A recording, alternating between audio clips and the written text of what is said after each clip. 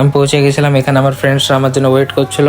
So this is my boy Nawab, and কি বলবো, তারাও খুবই এক্সাইটেড ছিল আমাকে দেখে। And this is my childhood friend, very close friend Masum, খুবই সুইট গাই।